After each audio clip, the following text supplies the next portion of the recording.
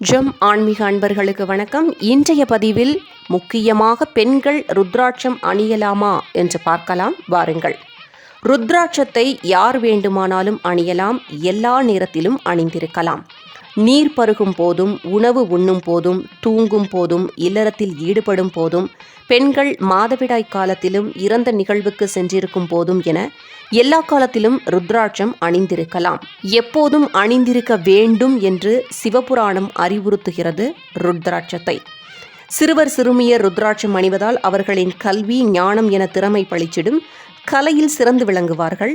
ருத்ராட்சத்தை பெண்கள் அணிந்தால் தீர்க்க சுமங்கலியாக மஞ்சள் குங்குமத்தோடு வாழ்வார்கள்.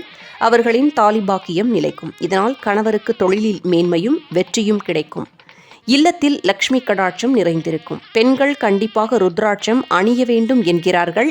எல்லா காலத்திலும், எல்லா வயதினரும், எல்லா நேரங்களிலும் அணிந்து கொண்டிருக்கலாம். இதனால் பாவமோ தோஷமோ கிடையாது.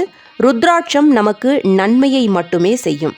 வாழ்க்கையில் துன்பப்படுபவர்கள், சிரமங்களில் தவிப்பவர்கள், வேலைவாய்ப்பு இல்லாதவர்கள், திருமணமாகாதவர்கள், குழந்தை பாக்கியம் இல்லாதவர்கள், கெட்ட பழக்க வழக்கங்களுக்கு அடிமையானவர்கள், மன நிம்மதி இல்லாதவர்கள், பிரச்சனைகளில் சிக்கி தவிப்பவர்கள், எதற்குத்தான் இப்படி ஒரு ஜென்மம் எடுத்தோமோ என்று வேதனைப்பட்டு கொண்டிருப்பவர்கள், முதியோர்கள், ஆதரவற்றோர்கள், விதவைகள், மாற்றுத்திறனாளிகள், மனநிலை பாதிக்கப்பட்டவர்கள் என அனைவரும் ருத்ராட்சம் அணியலாம், அணிய வேண்டும் என்கின்றனர்.